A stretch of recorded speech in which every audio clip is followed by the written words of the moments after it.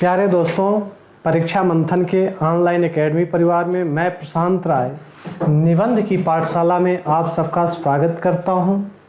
दोस्तों, आज का जो हमारा टॉपिक है वह थोड़ा अलग है और भारत सरकार की योजना और परियोजना हम पढ़ा रहे हैं तो उसी से संबंधित है और निबंध की दृष्टि से इसलिए भी यह महत्वपूर्ण है आज का हमारा ये टॉपिक। कारण यह है कि जो पिछले वर्ष जिन योजनाओं का शिलान्यास शुभारंभ किया गया था भारत सरकार द्वारा, उनका अब आवंटन हो रहा है और आवंटन के बीच हो सकता है कि यह परीक्षा के लिए महत्वपूर्ण हो जाए और इससे संबंधित निबंध पूछे जाएं। हो सकता है कि मेंस में भी इससे संबंधित क्वेश्चन बना दिए जाएं, तो यह निबंध केवल आपके निबंध के लिए, पेपर के लिए ही महत्वपूर्ण नहीं है, बल्कि मेंस में सामान्य अध्ययन के लिए भी आपके लिए महत्वपूर्ण है। जैसा कि आप जानते हैं कि निबंध प्रत्येक जो जैसे संघ लोक सेवा आयोग हुआ, राज्य लोक सेवा आयोग हुआ या अन्य परीक्षाएं हुई, तो इनमें नंबर पाने में और विशेष रूप से आपके चयन से लेकर आपके रैंकिंग तक के परफॉर्मेंस में महत्वपूर्ण भूमिका अदा करती हैं। तो दोस्तों, आज हम आप पढ़ने चल रहे हैं लाइट हाउस परियोजना। नाम से ही आप समझ चुके होंगे कि लाइट हाउस परियोजना क्या है। तो दोस्तों, लाइट हाउस का अर्थ होता है प्रकाश स्तंभ, लेकिन यहाँ थोड़ा कुछ अलग इसका अर्थ है और अलग अर्थ में इसलिए लिया गया है। हम निबंध में आगे जब चलेंगे तो हम बखूबी इसे समझेंगे। इससे पहले हम देख रहे हैं कि कुछ हमारे स्टेट हैं, भारत का मानचित्र है आपके सामने और कुछ स्टेट आपको पीले कलर में दिखाई दे रहे हैं और उन स्टेट में कुछ शहरों के नाम लिखे हुए हैं और उन शहरों पे कुछ साइट्स बने हुए हैं जिनमें आप घर देख रहे हैं, आवास देख रहे हैं। तो दोस्तों, हम अब इस परियोजना का जो मुख्य लक्ष्य है, हम निबंध की भूमिका वहीं से शुरू करेंगे और निबंध की भूमिका वहीं हम तैयार करेंगे जो इसका मुख्य लक्ष्य है। तो दोस्तों, आगे हम देखते हैं कि आखिर निबंध की भूमिका इसमें हम लिखेंगे कैसे और यह निबंध की भूमिका जाएगी कैसे। तो इससे पहले आप 6 साइट्स ये देख लीजिए। ये 6 मॉडल हैं आपके सामने और आपके ही सामने नहीं, हमारे पूरे देश के सामने भी ये मॉडल हैं, जैसा कि प्रधानमंत्री ने कहा था। तो दोस्तों, इससे पहले आप जानते हैं कि हमेशा मैं निबंध की शुरुआत से पहले मैं किसी विशेष व्यक्ति का कथन रखता हूं या फिर कोई काव्यांश लेता हूं जो निबंध को चरितार्थ करता है, निबंध का प्रतिनिधित्व करता है। तो दोस्तों, आज देखिए हमारा जो काव्यांश है वह क्या कह रहा है। कह दो अंधेरों से कहीं और घर बना लें, मेरे मुल्क में रोशनी का सैलाब आया है। अर्थात लाइट हाउस परियोजना, और आप यहाँ क्या कह रहे हैं कि मेरे मुल्क में रोशनी का सैलाब आया है। कारण इसका संबंध लाइट हाउस परियोजना से है। जो रोशनी का सैलाब है यह लाइट हाउस परियोजना ही है। और अंधेरे जो हैं, जो बेघर हो चुके लोग हैं, उनका घर न मिलने का जो अंधेरापन है कि हम घर कैसे बना पाएंगे इस बढ़ती महंगाई में, तो उनको अंधेरे से कहा गया है कि उनका अंधेरा छट गया है। वो अंधेरों से कह दें कि जो उनका अंधेरा है कि हम घर कैसे बनाएंगे, यह बात वो अपने मन से निकाल दें, मन से कहीं निकाल कर फेंक दें, कहीं और उसको हटा दें। और कारण क्या है कि मेरे मुल्क में रोशनी का सैलाब आया है। तो अगर आप यह निबंध लिखना शुरू करें या घर पर ही निबंध लिखें या किसी ऐसी विषय वस्तु पर, तो यह कोट आपके लिए महत्वपूर्ण हो सकता है। कह दो अंधेरों से कहीं और घर बना लें, मेरे मुल्क में रोशनी का सैलाब आया है। दोस्तों, हम निबंध की भूमिका से शुरुआत करने चल रहे हैं और भूमिका घर से ही शुरू होती है। तो आगे हम देखते हैं कि यह भूमिका कह क्या रही है।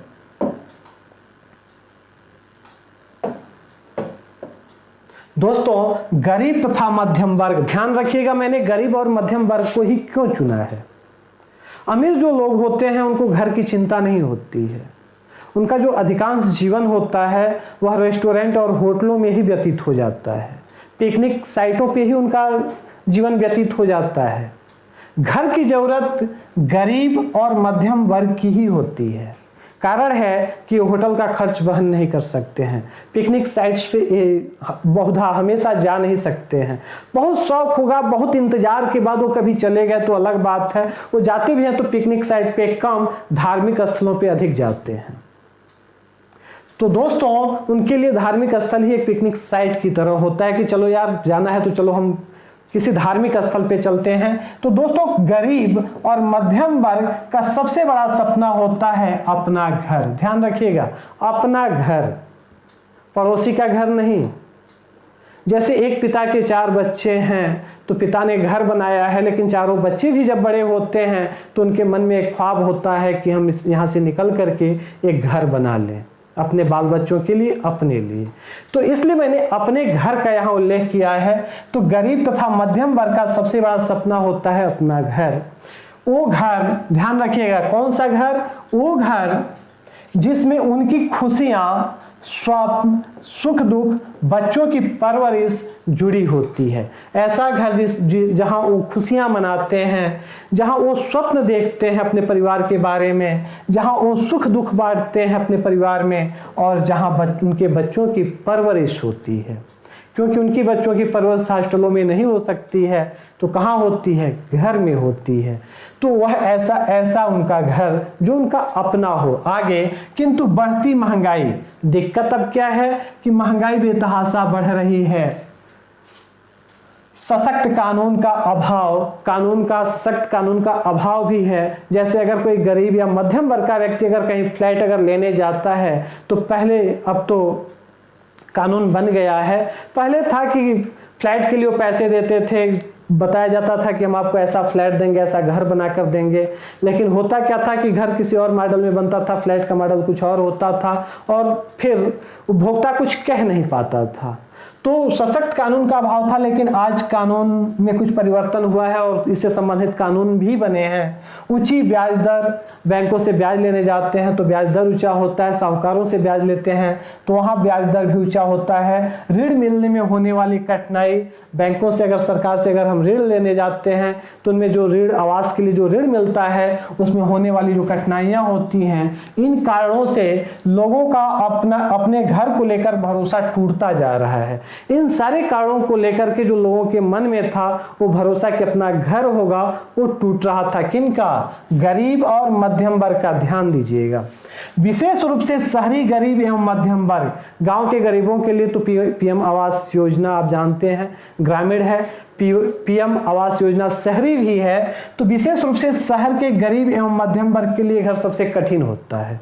शहर में घर का निर्माण करना, विशेष रूप से शहरी गरीब एवं मध्यम वर्ग में नए घर को लेकर एक असमंजस की स्थिति बनी हुई है। वर्तमान समय में, वर्तमान परिप्रेक्ष्य में हम देखें तो शहर के जो गरीब और मध्यम वर्ग के हैं, इनको अपने घर को लेकर एक असमंजस की स्थिति दिखाई देती है। इस स्थिति में लाइट हाउस परियोजना इस असमंजस की स्थिति में सिर्फ इनके लिए ही नहीं बल्कि संपूर्ण देश के लिए भी एक प्रकाश स्तंभ की तरह है। अब भूमिका में ही अब लाइट हाउस परियोजना को जोड़ दिया गया है घर की बात करते हुए कि लाइट हाउस परियोजना क्या है। तो आप जान चुके होंगे, घर को लेकर के, अपने घर को लेकर के असमंजस से निकलने की एक राह है, एक प्रकाश स्तंभ है जो हमें दीप दिखाती है और रास्ता भी बताती है। तो दोस्तों, लाइट हाउस परियोजना इस असमंजस की स्थिति में सिर्फ इनके लिए यानी गरीब और मध्यम वर्ग के लिए ही नहीं बल्कि संपूर्ण देश के लिए भी एक प्रकाश स्तंभ की तरह है। जैसा कि आसमान में सिर उठाकर घने बादलों को चीरकर रोशनी का संकल्प लें, अभी तो सूरज उगा है। दोस्तों, जैसा कि लाइट हाउस जो परियोजनाएं हैं ये आसमान में सिर उठा करके घने बादलों को चीर करके, जैसे जो असमंजस की स्थिति थी, गरीबी थी, तो इनके बीच इन घने बादलों को चीर करके रोशनी का संकल्प लेकर के एक सूरज की भांति ये उग करके सामने आया है। दोस्तों, इस कविता का मैं उल्लेख क्यों कर रहा हूँ, चलिए थोड़ी देर बाद में बताऊंगा कि यह कविता किसकी है और इसका उल्लेख हमने यहाँ क्यों किया है, इस कविता का अर्थ क्या है। दोस्तों, अगले पैराग्राफ में अब हम धीरे से, दोस्तों ध्यान दीजिएगा, अभी तो सूरज उगा है, इसके तत्काल बाद हम निबंध की मुख्य भाग होता है जिसे हम निकाय कहते हैं। हम मुख्य रूप से अगर हम अपनी बात करें तो हम जिसे निबंध का धड़ कहते हैं, अब हम प्रवेश कर चुके हैं। दोस्तों हम इसमें देख रहे हैं हमारी शुरुआत भारत के प्रधानमंत्री से हो रही है यहाँ पर। तो यहाँ आप देखिए प्रधानमंत्री श्री नरेंद्र मोदी ने, दोस्तों हम नरेंद्र मोदी भी लिख सकते थे, अब तमाम किताबों में हम लिखा हुआ पाते हैं। तो दोस्तों ध्यान दीजिएगा, जब भी आप अपने से बड़े लोग और विशेषकर किसी पद पर बैठा हुआ अगर कोई व्यक्ति है तो आप श्री लगाना मत भूलिएगा।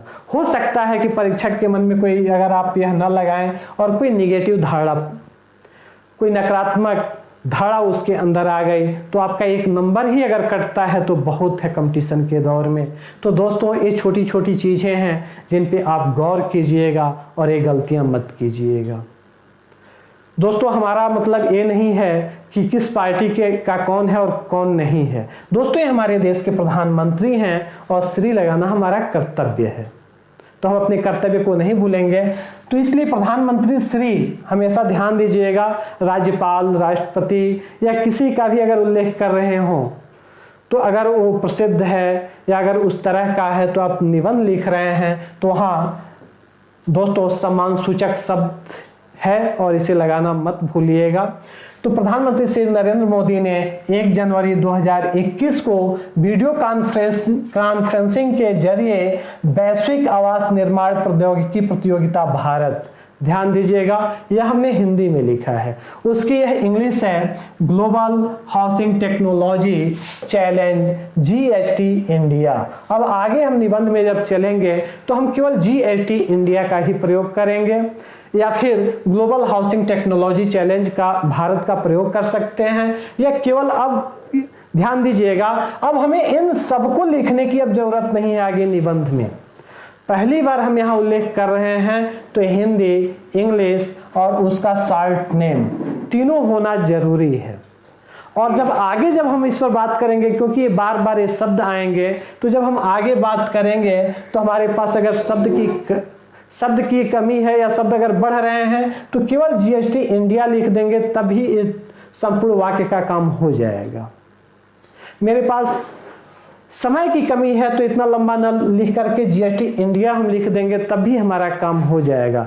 यही कारण है कि यहाँ शॉर्ट फॉर्म हमें दिखाना जरूरी था कि यहाँ शॉर्ट फॉर्म होगा तो परीक्षक ये समझ जाएगा कि शॉर्ट फॉर्म का उल्लेख पहले किया जा चुका है कि GHT इंडिया क्या है।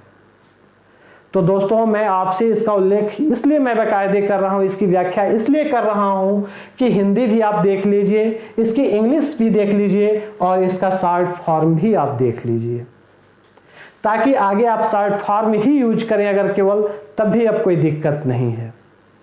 दोस्तों ध्यान दीजिएगा, तो वैश्विक आवास निर्माण प्रौद्योगिकी प्रतियोगिता भारत, यहाँ एक चीज हमारे लिए जानना महत्वपूर्ण है कि यह प्रतियोगिता कब हुई थी और इसका उद्घाटन कब हुआ, यह दोनों जानना जरूरी है। तो दोस्तों प्रधानमंत्री श्री नरेंद्र मोदी, क्योंकि यह हमारे GS का पेपर भी हो सकता है, वहां भी क्वेश्चन इससे संबंधित पूछे जा सकते हैं, प्रश्न पूछे जा सकते हैं। तो प्रधानमंत्री श्री नरेंद्र मोदी ने 1 जनवरी 2021 को वीडियो कॉन्फ्रेंसिंग के जरिए वैश्विक आवास निर्माण प्रौद्योगिकी प्रतियोगिता भारत यानी global housing technology challenge India GHT India के तहत 6 राज्यों में 6 स्थानों पर लाइट हाउस परियोजना की आधारशिला रखी थी। दोस्तों यहाँ तो एक चीज स्पष्ट हो रहा है कि प्रधानमंत्री ने 1 जनवरी 2022 को लाइट हाउस परियोजना की आधारशिला रखी थी 6 राज्यों के 6 स्थानों पर, यहां तो स्पष्ट हुआ। लेकिन वैश्विक आवास निर्माण प्रौद्योगिकी प्रतियोगिता भारतीय हुआ कब था? तो दोस्तों जनवरी 2019 में यह प्रतियोगिता शुरू की गई थी। ध्यान दीजिएगा, भारत में पूरे भारत हमारा एक देश बहुत विशाल देश है और आप जानते हैं भारत को भौगोलिक दृष्टि से भी कई भागों में बांटा गया है, राजनीतिक दृष्टि से भी कई भागों में बांटा गया है। भौगोलिक दृष्टि से आप देखेंगे तो हिमालयी क्षेत्र या पर्वतीय क्षेत्र आपको दिखाई देगा, उत्तर भारत का विशाल मैदान आपको दिखाई देगा, प्रायद्वीपीय पठार दिखाई देगा। फिर आप देखेंगे तो तटीय क्षेत्र और द्वीपीय क्षेत्र भी आपको भारत के दिखाई देंगे भौगोलिक रूप से। अगर राजनीतिक रूप से भारत को बांटेंगे तो पूर्वोत्तर भारत, पूर्वी भारत, उत्तरी भारत, पश्चिमी भारत, मध्य भारत, दक्षिणी भारत, इस तरह से राजनीतिक रूप से कई भारत आपको दिखाई देंगे। और अगर हम देखें सेंसिटिव जोन, आपदा की दृष्टि से अगर सेंसिटिव संवेदनशील अगर क्षेत्रों को देखें तो इस दृष्टि से भी भारत को कई भागों में विभाजित किया गया है। भूकंप प्रभावित क्षेत्र, बाढ़ प्रभावित क्षेत्र, सूखा प्रभावित क्षेत्र, चक्रवातीय क्षेत्र। तो इस तरह से हम देखते हैं कि भारत को आपदा की दृष्टि से भी कई क्षेत्रों में विभाजित किया गया है। दोस्तों, तो घर का अगर एक ही मॉडल है, अगर पूरे भारत में हम घर के एक ही मॉडल को लेकर चलें, जैसे इलाहाबाद में बनते हैं वैसे ही भूकंप प्रभावित क्षेत्र में भी हम घर बनाते हैं। सूखा प्रभावित क्षेत्र में जैसे घर बनते हैं वैसे बाढ़ प्रभावित क्षेत्रों में हम घर बना दें। तो दोस्तों, यह थोड़ी असमंजस की स्थिति होगी और आपदा सहन करने की जो क्षमता होगी वह नहीं आ पाएगी, अनुकूलनशीलता नहीं बन पाएगी।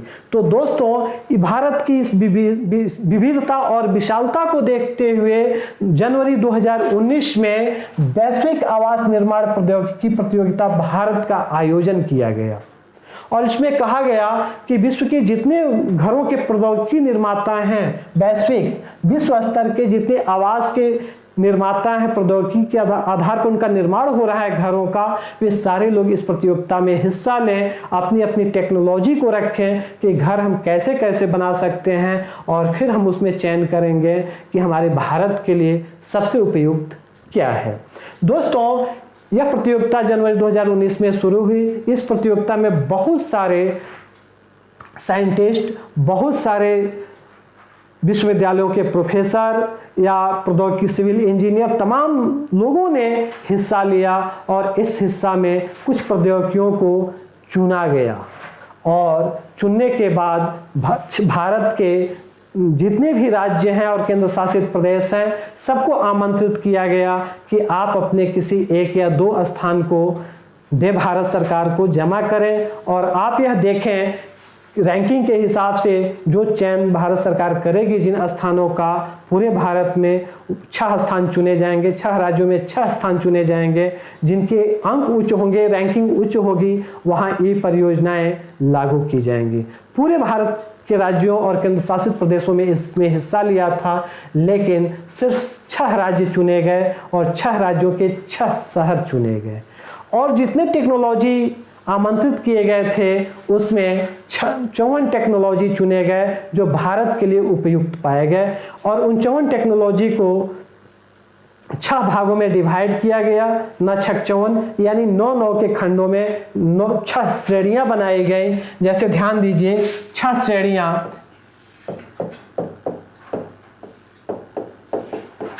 आपको दिख रही हैं दोस्तों। 6 श्रेणियों में 9 टेक्नोलॉजी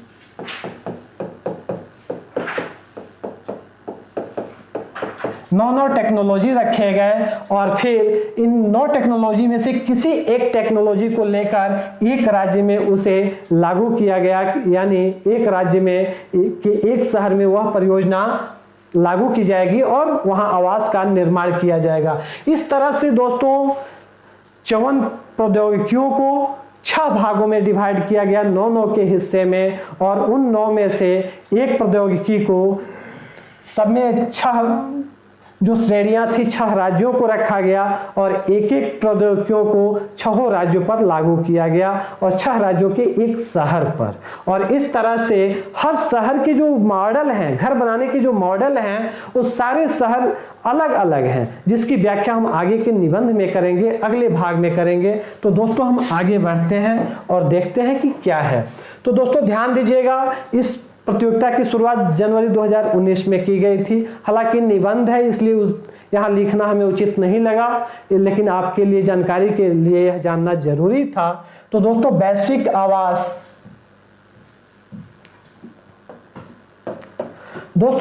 आवास निर्माण प्रौद्योगिकी प्रतियोगिता Bharat global housing technology challenge India jetty India के तहत 6 राज्यों में 6 स्थानों पर लाइट हाउस परियोजना की आधारशिला रखी थी 1 जनवरी 2021 को।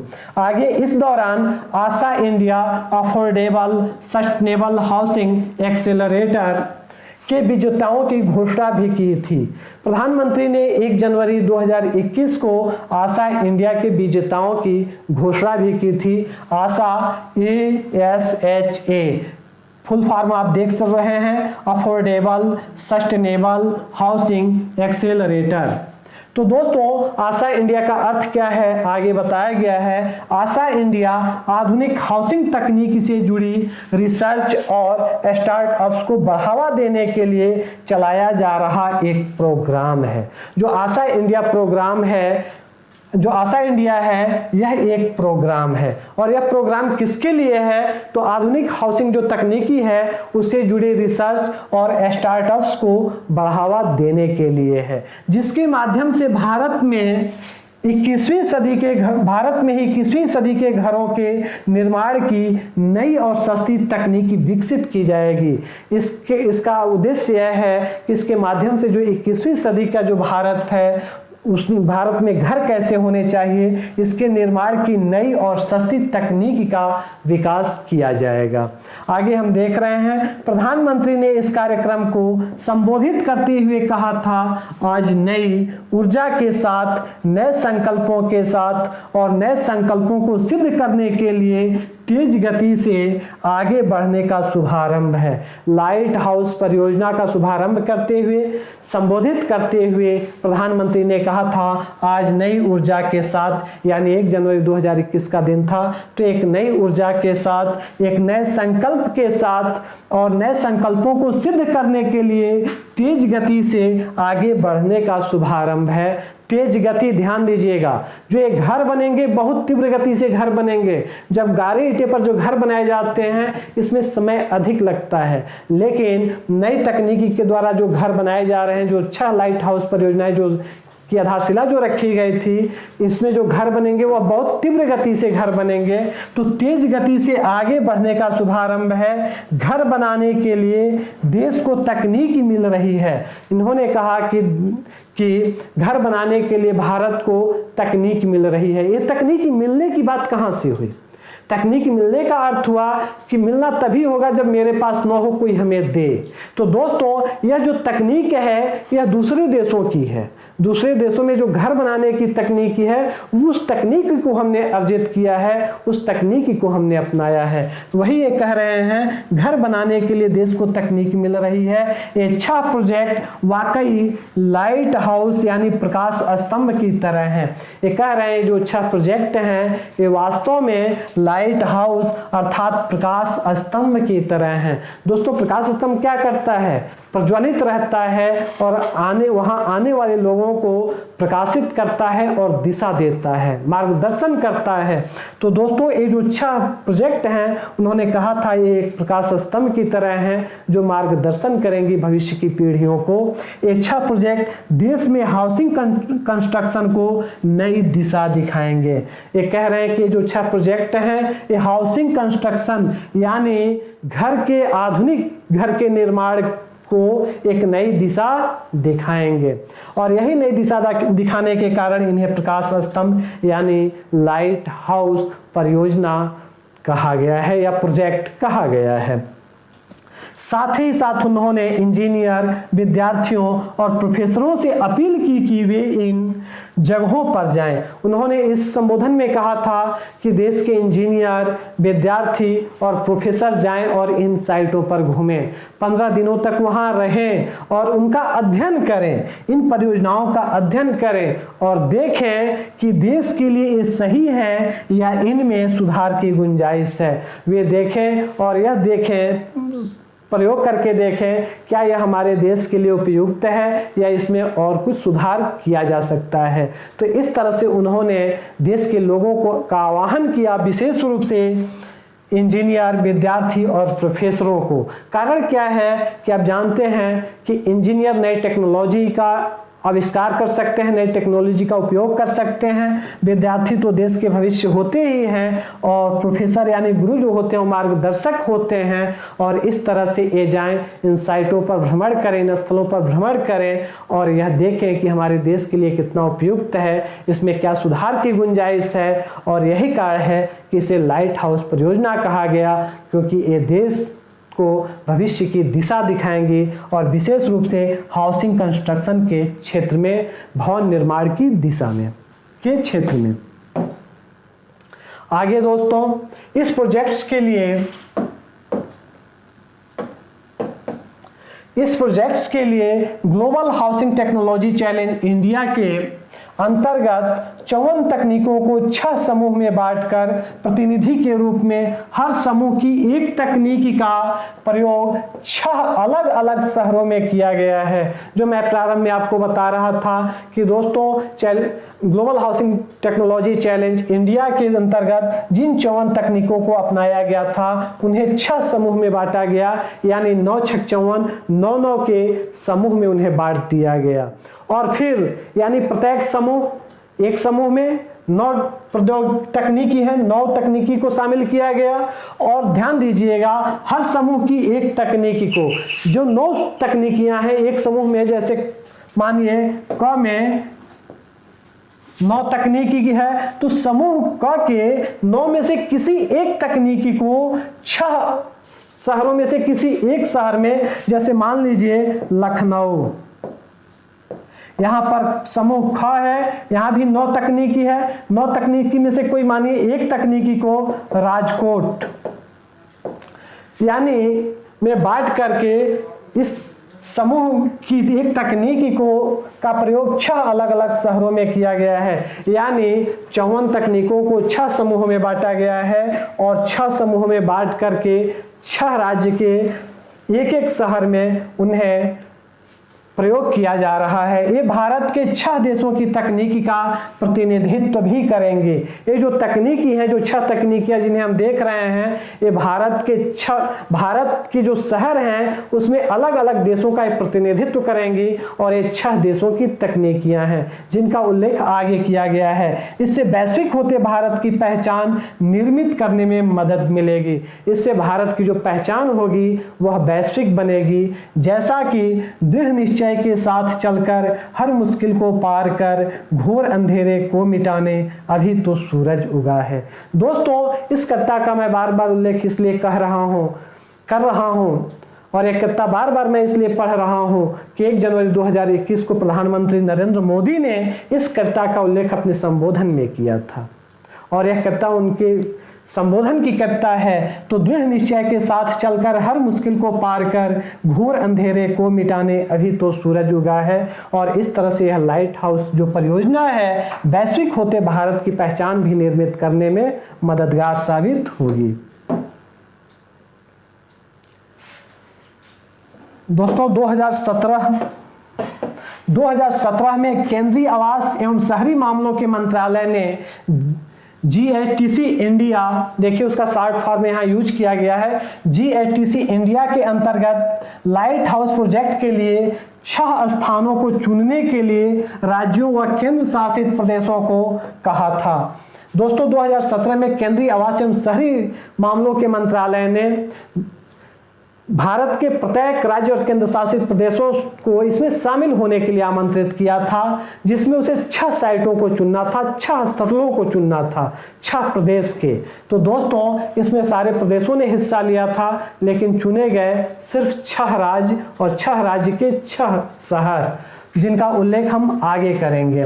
मंत्रालय ने इसमें सक्रिय रूप से भाग लेने के लिए सभी राज्यों व केंद्र शासित प्रदेशों को प्रोत्साहित किया था। मानकों के आधार पर सबसे अधिक अंक पाने वाले 6 राज्यों में लाइट हाउस प्रोजेक्ट की शुरुआत करने की घोषणा की गई थी, जो निम्न हैं। ये 6 राज्य कौन कौन से हैं और वहाँ किस आधार पर, किस देश की तकनीकी के आधार पर वहाँ लाइट हाउस परियोजना संचालित की जा रही है, उसका उल्लेख किया गया। तो दोस्तों, सबसे पहले हम उत्तर प्रदेश की ही बात करते हैं। तो उत्तर प्रदेश के लखनऊ में कनाडा की तकनीक, अर्थात जो लखनऊ में जिस तकनीक के पर लाइट हाउस परियोजना का निर्माण हो रहा है, यह कनाडा की तकनीक है, देश है कनाडा।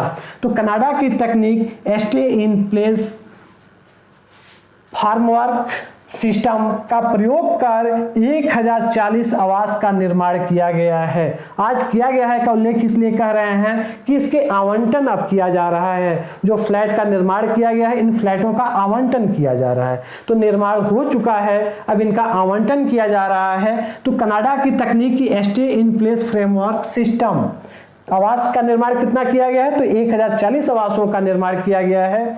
इस तकनीकी में प्री फिनिश्ड टाइल्स लगी दीवारों का प्रयोग किया जाता है। इस तकनीक में पहले से फिनिश्ड की गई टाइल्स लगी दीवारों का प्रयोग किया जाता है जो अंदर से खोखली होती हैं।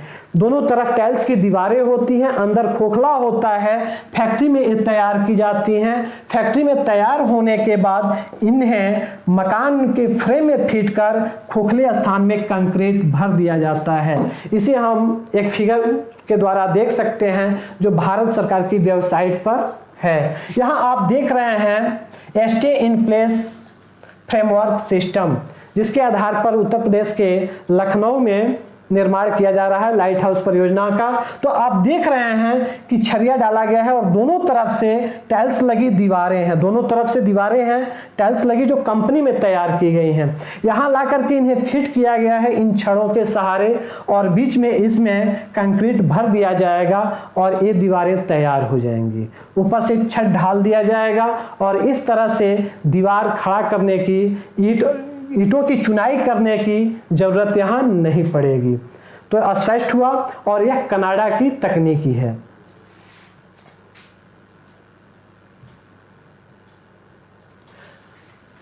अगले नंबर पर हम आते हैं गुजरात पर। वहां देखते हैं कि किस तकनीकी का प्रयोग किया गया है। तो गुजरात के राजकोट में बुर्ज खलीफा का नाम आप लोगों ने सुना होगा, दुबई।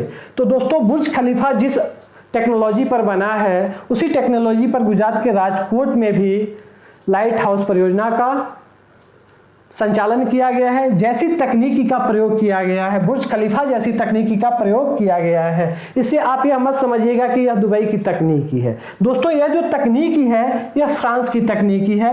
यह मोनोलिथिक कंक्रीट कंस्ट्रक्शन सिस्टम पर आधारित है। यह फ्रांस की तकनीकी है। यानी जो बुर्ज खलीफा का निर्माण हुआ है वह फ्रांस की तकनीकी पर उसका निर्माण हुआ है। दुबई का बुर्ज खलीफा इसी तकनीक से बना है। इसमें फैक्ट्री में बनी शटरिंग से एक साथ दीवार, छतें व फर्श बनाई जाती हैं। यह जो तकनीकी है मोनोलिथिक कंक्रीट कंस्ट्रक्शन सिस्टम, इसमें एक साथ दीवार भी बनाया जाता है, छतें भी बना दी जाती हैं और फर्श भी बनाया जाता है और सब कुछ बनाने के बाद उसे आपस में जोड़ दिया जाता है। राजकोट में 1044 आवास का निर्माण किया गया है। तो दोस्तों मोनोलिथिक कंक्रीट कंस्ट्रक्शन सिस्टम से राजकोट में 1044 आवास का निर्माण किया गया है। आप इसे एक फिगर द्वारा समझ सकते हैं। आप यहां देख रहे हैं मोनोलिथिक यहां आप ध्यान से दोस्तों देख सकते हैं कि यह जो घर है, फिगर साफ होने, यह जो घर है दोस्तों इसमें घर सब कुछ बना दिया जाता है। जैसे फर्श हो गए, दीवारें हो गई, छत हुई, सब कुछ बनाने के बाद एक के ऊपर एक उसे ला करके जोड़ दिया जाता है। यानी एक के ऊपर एक दीवारें खड़ी नहीं की जाती है, घर के ऊपर घर रखा जाता है। जैसे एक घर बना, नीचे हमने बनाया, निर्माण किया, एक घर बना हुआ है, बना करके दूसरा उसके ऊपर मैंने दूसरा घर रखा, फिर जमीन पे तीसरा घर बनाया और उसके ऊपर मैंने तीसरा घर रख दिया और इस तरह से घर के ऊपर घर बनाती हुई रखी जा रही हैं। आप यहाँ पर देख रहे हैं और इस तरह से राजकोट में 1044 घरों का निर्माण किया गया है। अगला जो है वह झारखंड में रांची है। तो हम इसका भी उल्लेख कर लेते हैं। दोस्तों झारखंड में रांची के लिए प्रीकास्ट कंक्रीट कंस्ट्रक्शन सिस्टम यानी 3D प्रीकास्ट वॉल्यूमेट्रिक का चयन किया गया है रांची के लिए। इस तकनीकी द्वारा 1008 आवास का निर्माण हुआ है। झारखंड के रांची में दोस्तों precast concrete construction system 3D precast volumetric द्वारा 1008 आवास का निर्माण किया गया है। यह जर्मन तकनीकी है, यह जर्मनी की तकनीकी है, यह जर्मन की तकनीकी पर आधारित है। इसमें कास्टिंग यार्ड या फैक्ट्री में पहले कमरे, बाथरूम, किचन या उससे संबंधित कोई भी निर्माण कर लिया जाता है। यानी आप देख रहे हैं कि इस सिस्टम के द्वारा फैक्ट्री में या कास्टिंग यार्ड में कमरे का निर्माण किया जाता है, बाथरूम का निर्माण किया जाता है, किचन का निर्माण या उससे संबंधित जो भी निर्माण करना होता है उसका निर्माण कर लिया जाता है। फिर उन्हें निर्माण स्थल पर ले जाकर केवल ब्लॉक दर ब्लॉक जोड़ दिया जाता है और इन सबको, कमरे को, बाथरूम को, किचन को, सबको निर्माण स्थल पर कंपनी या कास्टिंग यार्ड से ले जाते हैं और ब्लॉक दर ब्लॉक जैसे जोड़ा जाता है वैसे ले जाकर के वहां जोड़ दिया जाता है। आप यहाँ स्पष्ट रूप से इस फिगर में देख सकते हैं, यही फिगर है और आप देख रहे हैं कि यहाँ घर उठाया गया है और यह घर सीधे लाकर यहाँ रख दिया जाएगा, अर्थात यह घर यहाँ बनाने की जरूरत नहीं है, यह घर कंपनी में बनी हुई है। खिड़की वगैरह लाकर बस यहाँ फिट कर देना है या कंपनी में या कास्टिंग यार्ड में सब कुछ बनाया जाएगा। पूरा घर, किचन, बाथरूम जो बनाना होगा वहां बनेगा और ला करके यहाँ जोड़ दिया जाएगा, ब्लॉक दर ब्लॉक चेन द्वारा जोड़ दिया जाएगा। तो रांची में 1008 घर इसी मॉडल पर बनाए जा रहे हैं। आप फिगर में स्पष्ट रूप से देख सकते हैं। अगला जो सिस्टम है वह मध्य प्रदेश का है। तो मध्य प्रदेश के इंदौर में प्रीफैब्रिकेटेड सैंडविच पैनल सिस्टम द्वारा इस परियोजना के अंतर्गत 1024 आवास के निर्माण को मूर्त रूप दिया गया है। यानी मध्य प्रदेश के इंदौर में 1024 आवास का निर्माण किया जा रहा है। इसमें दीवारों को निर्माण स्थल पर ईंट व गारे के बजाय फैक्ट्री में फाइबर सीट के दोनों तरफ सीमेंट की परत चढ़ाकर तैयार किया जाता है। इसमें फाइबर सीट रहता है और फाइबर सीट के दोनों तरफ सीमेंट की, देखिए यहाँ पर सीमेंट की परत चढ़ा दिया जाता है और फिर लाकर वहां जोड़ दिया जाता है। सीट को फ्रेम में फिट कर दिया जाता है और फिर वहां लाकर के फ्रेम बना होता है, जो घर का फ्रेम होता है वहां लाकर उस फ्रेम में फिट कर दिया जाता है। इसमें तराई की जरूरत नहीं होती है, इसमें कोई तराई की जरूरत नहीं होती है। कारण क्या है कि जो सीट का काम है, जो सीमेंट का काम है, वह कंपनी में ही संपन्न हो जाता है फाइबर सीट के दोनों तरफ। अगला है तमिलनाडु में चेन्नई के लिए फिनलैंड और अमेरिका की प्रीकास्ट कंक्रीट कंस्ट्रक्शन सिस्टम का चयन किया गया है। तमिलनाडु राज्य के चेन्नई में फिनलैंड और अमेरिकी तकनीकी को अपनाया गया है और इसमें प्रीकास्ट कंक्रीट कंस्ट्रक्शन सिस्टम का चयन किया गया है। इस तकनीक द्वारा बीम, कॉलम और दीवारों के पैनल जैसे हिस्से पहले कास्टिंग यार्ड में तैयार कर लिए जाते हैं। जैसे घर का बीम हुआ, कॉलम हुआ या दीवारें हुई, ये सब कुछ कंपनी या फिर कास्टिंग यार्ड में पहले बना लिए जाते हैं, फिर निर्माण स्थल पर ले जाकर उन्हें आपस में जोड़ दिया जाता है। इस तकनीक द्वारा चेन्नई में 1152 आवास का निर्माण किया गया है। छठवां और लास्ट है दोस्तों, त्रिपुरा की राजधानी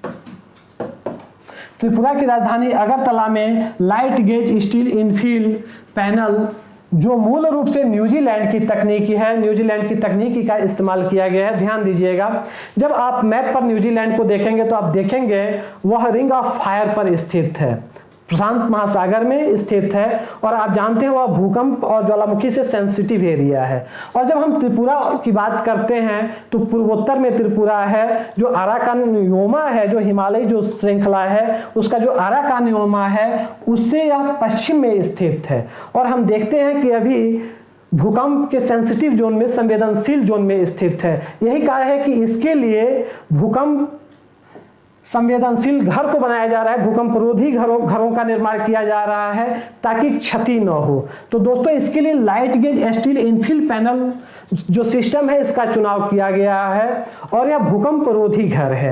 आगे यह न्यूजीलैंड की तकनीकी का प्रयोग इसमें किया गया है। इसमें मजबूत लोहे के गार्डर, बीम, कॉलम से फ्रेम बनेगा। इसमें लोहे के मजबूत गार्डर से बीम और कॉलम जो होगा वह लोहे के मजबूत गार्डर से बनेगा। कारण यह है कि वो लचीला होगा। दीवारें अपेक्षाकृत पतली स्टील की चादर से बनेंगी। जो दीवारें होंगी वह पतली स्टील की चादर से बनेंगी। आप सोच रहे होंगे कि स्टील की चादर है तो घर जो होंगी वो गर्म हो जाएंगी। तो दोस्तों जो स्टील चादर की जो दीवारें होंगी उनके बीच में वैक्यूम होगा, निर्वात होगा, जिसकी वजह से वो गर्म नहीं होंगी। और जो उनकी घर की जो दीवारें होंगी वह पतली स्टील की चादर से बनेंगी और ये भूकंप रोधी होंगी। विशेष रूप से भूकंप के लिए ऐसे घर बेहद लचीले होते हैं। इस तकनीकी के आधार पर 1000 आवास का निर्माण किया गया है। यानी त्रिपुरा की राजधानी अगरतला में आवास का जो निर्माण किया गया है वह 1000 यहाँ आवास बनाए जा रहे हैं और यह न्यूजीलैंड की तकनीकी पर आधारित लाइट हाउस परियोजना का यहाँ शुभारंभ या कहें तो संचालन किया जा रहा है। इस योजना का उद्देश्य शहरी गरीबों को सस्ते दरों पर आवास उपलब्ध करवाना है। दोस्तों, अब योजना के उद्देश्य पर हम आते हैं कि योजना का उद्देश्य क्या है। तो हम देखते हैं कि इस योजना का जो उद्देश्य है शहरी गरीबों को सस्ते दरों पर आवास उपलब्ध करवाना है। तो आप सोच रहे होंगे कि स्टील की जब दीवारें होंगी तो सस्ते कैसी होंगी, तो ध्यान दीजिएगा, सस्ता इसलिए है जिसकी हम चर्चा अभी आगे करेंगे, क्योंकि यह जो निर्माण की जो तकनीकी है इसमें समय बहुत कम लग रहा है। अगर 1000, जैसे प्रधानमंत्री ने अपने संबोधन में कहा था कि 1000 घरों का निर्माण 1 वर्ष में पूरा कर लिया जाएगा, यानी अगर हम देखें 365 दिन में तो एक घर का जो आंकड़ा है लगभग 2.5 घर है। यानी एक दिन में 2 से 3 घर एक दिन में निर्मित हो सकते हैं, बनाए जाएंगे। और इस आधार पर सोचिए कि एक दिन में अगर सामान्य रूप से बनाया जाता है तो एक घर कितने दिन में हम बना पाते हैं। तो भारत सरकार की यह योजना थी कि जिन घरों का निर्माण हम 3 वर्ष में पूरा करते थे उन्हें हम अब 1 वर्ष में पूरा कर रहे हैं। तो दोस्तों, जो 3 साल की जो लागत है अगर 1 साल में अगर वह पूरा हो जाएगा तो लागत बढ़ेगा या घट जाएगा? सामान्य सी बात है कि लागत वहां घट जाएगी। 3 वर्ष का काम 1 वर्ष में हो रहा है तो काम करने में तीव्रता भी आएगी। तो दोस्तों, यही कारण है कि यह घर सस्ते हैं। आगे, शहरी गरीबों को सस्ती दरों पर आवास उपलब्ध करवाना है। सस्ता इसलिए भी है कि सरकार इस घरों पर सब्सिडी भी दे रही है। केंद्र सरकार और राज्य सरकार दोनों सरकारें इस पर सब्सिडी दे रही हैं और कुछ पैसा जो घर के जो लाभ पाएंगे वे वहन करेंगे। नई तकनीकी के प्रयोग के कारण निर्माण कार्य शीघ्र पूरा होता है, जिससे समय की बचत होती है, जैसा कि मैंने अभी आपको बताया है।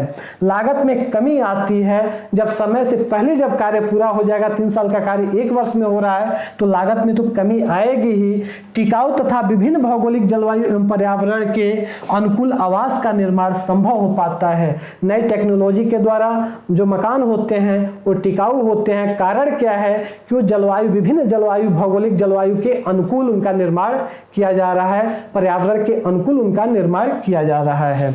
ऐसे में प्रोजेक्ट में सार्वजनिक व्यय में भी कमी आती है और इस तरह से जो सरकार का जो व्यय होता है प्रोजेक्ट में उसमें कमी आती है। आपदा एवं दुर्घटना से बचाव होता है, जैसा कि अभी मैंने कहा कि भूकंप रोधी भवन है। तो दोस्तों, यह एक आपदा है और इससे ऐसे घरों में बचाव होता है, दुर्घटना से बचाव होता है। इस परियोजना में दूसरी अन्य योजनाओं को भी एक पैकेज की तरह जोड़ा गया है। जो लाइट हाउस परियोजना है, इस परियोजना में अन्य परियोजनाओं को भी एक पैकेज की तरह जोड़ दिया गया है।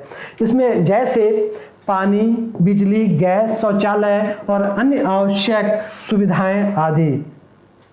दोस्तों, उन घरों में गैस का कनेक्शन भी दिया गया है, बिजली का कनेक्शन भी दिया गया है, पानी का कनेक्शन दिया गया है। तो अन्य जो सरकार की जो सुविधाएं हैं वह उनको भी उन आवास से यानी लाइट हाउस परियोजनाओं से जोड़ दिया गया है। इससे परियोजना में संपूर्णता का समावेश हुआ है और इस तरह से लाइट हाउस जो परियोजनाएं हैं इनमें संपूर्णता का समावेश हुआ है। दर बदर की ठोकरें खाई तो ये मालूम हुआ, घर किसे कहते हैं, क्या चीज है बेघर होना। दोस्तों, गरीब जो है दर बदर की ठोकरें खाने के बाद अगर उन्हें घर मिलता है तो आप सोच सकते हैं कि उन्हें पता होता है कि बेघर क्या होता है। और ऐसी स्थिति में अगर उन्हें घर मिलता है तो आप उनकी खुशी का अंदाजा आप नहीं लगा सकते। भारत सरकार यानी अगर कहें विशेष रूप से तो प्रधानमंत्री का यह विजन ही था कि 2022 तक सबको आवास मिल जाए। तो इसी क्रम में लाइट हाउस परियोजना का शुभारंभ किया गया था। आगे हम चलें। यह परियोजना निजी एवं सार्वजनिक क्षेत्र द्वारा विकसित परियोजनाओं में नवोन्मेष प्रौद्योगिकियों को बढ़ावा देंगे। दोस्तों, ध्यान दीजिएगा, यह निजी एवं सार्वजनिक क्षेत्र में विकसित परियोजनाओं में नवोन्मेष प्रौद्योगिकियों को बढ़ावा देंगे। यह कैसे? जैसे भारत सरकार की रेलवे है, रेलवे में भी तो आवास चाहिए, तो रेलवे के जो कर्मचारी हैं या वहाँ के जो रेलवे के जो आवास निर्माण के जो इंजीनियर हैं, उन प्रौद्योगिकियों का उपयोग रेलवे स्टेशनों के निर्माण में कर सकते हैं, रेलवे कॉलोनियों के निर्माण में कर सकते हैं, रेलवे पार्कों के निर्माण में कर सकते हैं। हॉस्पिटल है, हॉस्पिटल के निर्माण में इन तकनीकी का प्रयोग हो सकता है। तमाम ऐसे सार्वजनिक क्षेत्र हैं या निजी क्षेत्र हैं जिनका उपयोग इस नॉन मेश प्रौद्योगिकी का उपयोग वहाँ किया जा सकता है। इसके अलावा यह कार्बन उत्सर्जन कम करने, यह जो भवन निर्माण है इसमें कार्बन उत्सर्जन की मात्रा कम होगी। थर्मल कंफर्ट की तरह बनाया गया है। C&D अर्थात निर्माण और तोड़-फोड़ कचरे में कमी आएगी। दोस्तों, जो आजकल जो पारंपरिक तरीके से जो घर बनाए जाते हैं, इसके निर्माण करने में भी तमाम कचरे पैदा होते हैं। फिर घरों को तो अगर तोड़ा जाता है किसी कारणवश, तब भी कचरे बहुत ज़्यादा निकलते हैं। लेकिन जो नई तकनीकी से जो घरों का निर्माण हो रहा है, अगर उनमें तोड़-फोड़ किया जाता है या परिवर्तन किया जाता है तो उनमें कचरे कम से कम उत्पन्न होंगे। जलवायु परिवर्तन जैसे मुद्दों से निपटने में भारत के दृढ़ संकल्प को प्रदर्शित करेंगे। ये जो लाइट हाउस परियोजनाएं हैं, जलवायु परिवर्तन जैसे मुद्दों से निपटने में भी भारत के दृढ़ संकल्प को प्रदर्शित करेंगी। आत्मनिर्भर बनने एवं लोगों की आवश्यकताओं को ध्यान में रखते हुए बेहतर मकान उपलब्ध कराने के भारत के लक्ष्य को साकार करेंगे। और इस तरह से जो लाइट हाउस परियोजनाएं हैं, भारत सरकार के बेहतर मकान उपलब्ध कराने का जो लक्ष्य है गरीबों को और मध्यम वर्ग को, उसे साकार करने में मदद करेंगे। और यहाँ तक आते आते दोस्तों, जैसे हमने सारे ध्यान दीजिएगा, प्रारंभ में हमने भूमिका देखा, भूमिका के तत्काल बाद हम मुख्य भाग पर पहुंचे थे। मुख्य भाग में हमने देखा कि यह परियोजना क्या है, प्रधानमंत्री का विजन क्या था, प्रधानमंत्री ने अपने संबोधन में कहा क्या था, किन राज्यों में या किन शहरों में यह परियोजना संचालित की जा रही है, और शहरों में अगर यह परियोजना संचालित की जा रही है तो किस देश की प्रौद्योगिकी द्वारा, किस विधि द्वारा संचालित की जा रही है, इन सबको हमने मुख्य भाग में देखा। फिर हमने देखा कि इस परियोजना के उद्देश्य क्या हैं, इस परियोजना से लाभ क्या है। अंत में हम देखते हैं, निष्कर्ष देखते हैं। तो हम अब निबंध के निष्कर्ष पर पहुंच चुके हैं। तो निष्कर्षतः हम कह सकते हैं कि लाइट हाउस परियोजनाओं के जरिए लाभार्थियों को भावी, आकांक्षी, आधुनिक और गरिमापूर्ण मकानों में बेहतर जीवन स्तर और माहौल उपलब्ध होगा। दोस्तों, निष्कर्ष रूप में यह कहा जा सकता है कि लाइट हाउस परियोजनाओं के जरिए जो भी लाभार्थी होंगे, गरीब और मध्यम वर्ग के, उनके भविष्य की, उनके सपनों की आधुनिक और गरिमापूर्ण मकानों में जो बेहतर जीवन वे जी सकेंगे, उनका जीवन स्तर ऊंचा हो सकेगा और उनके लिए एक अच्छा माहौल उपलब्ध होगा। नवाचार प्रौद्योगिकियां अपनाने से नए शहरी एजेंडा तथा पेरिस जलवायु समझौते में निहित संयुक्त राष्ट्र के सतत विकास लक्ष्यों को हासिल करने में मदद मिलेगा। आगे इसे पेरिस जलवायु समझौते से जोड़ा गया है क्योंकि इससे कार्बन उत्सर्जन कम होगा, तोड़-फोड़ से युक्त जो कचरे में कमी आएगी, तो इससे भी जलवायु परिवर्तन और विशेष रूप से पर्यावरण के अनुकूल भवन बनने की वजह से भी जलवायु परिवर्तन से निपटने में सहूलियत होगी। यह परियोजना आज देश के कार्य करने के तौर तरीकों का उत्तम उदाहरण है। आज भारत प्रौद्योगिकी की तरफ कितना अग्रसर है, नई प्रौद्योगिकियों को कैसे अपना रहा है, अर्थात देश के कार्य करने का यह एक तौर तरीकों का यह एक उदाहरण है। जैसे हम आजकल नित नए टेक्नोलॉजी को, प्रौद्योगिकियों को अपना रहे हैं और हम देख रहे हैं कि हम आवास या मकान भी अब बना रहे हैं तो नई तकनीकी को अपना कर बना रहे हैं, और इस तरह से यह नई तकनीक भारत जो अपना रहा है उसका यह एक उत्तम उदाहरण है। अब सरकार घर निर्माण की बारीकियों और गुणवत्ता पर विशेष ध्यान दे रही है। पहले सरकार का ध्यान था कि किसी तरह गरीबों को घर मिल जाए, चाहे वो घर कैसा भी हो, लेकिन हम आज देख रहे हैं इस तकनीकी द्वारा कि सरकार घर की बारीकियों और गुणवत्ता पर भी विशेष रूप से अब ध्यान देने लगी हैं। यह संभव है कि आज जिस तकनीकी का प्रयोग एक शहर में किया जा रहा है, कल उसी तकनीक का विस्तार संपूर्ण देश में होने लगे। यह बहुत हद तक संभव है कि जिन तकनीकी का विकास शहरों में किया गया है, कल उसी तकनीकी पर अन्य शहरों में भी आवास बनने लगे, घरों का निर्माण होने लगे। इस प्रकार ये लाइट हाउस परियोजनाएं संपूर्ण देश के लिए प्रकाश स्तंभ बनकर दिशा दिखाने का कार्य करेंगी। और इस प्रकार से जो लाइट हाउस परियोजनाएं हैं संपूर्ण देश के लिए एक प्रकाश स्तंभ बनेंगी और दिशा दिखाने का, भविष्य के लिए दिशा दिखाने का कार्य करेंगी, क्योंकि इसी आधार पर अन्य घर बनाए जा सकते हैं भविष्य में। दोस्तों, निबंध खत्म करने से पहले एक सूचना, परीक्षा मंथन ऑफिशियल एंड्रॉयड ऐप पर सारी निबंध की कक्षाएं उपलब्ध हैं और पीडीएफ फॉर्म में भी उपलब्ध हैं। अगर आप चाहें तो वहां आकर पीडीएफ फॉर्म में सारे निबंध को डाउनलोड कर सकते हैं। इसके लिए आपको परीक्षा मंथन ऑफिशियल एंड्रॉयड ऐप डाउनलोड करना होगा और निबंध की कक्षा सिर्फ 99 रुपए में है। आपको इसे क्रय करना होगा, खरीदना होगा। और मैं उम्मीद करता हूं कि निबंध की कक्षाएं आपको अच्छी लगती होंगी। आप हमारे ऐप पर आएंगे और इसे देखेंगे, इसे पीडीएफ फॉर्म में लोड भी करेंगे और अन्य को प्रोत्साहित भी करेंगे। इसी के साथ यह वीडियो देखने के लिए आप सबको धन्यवाद।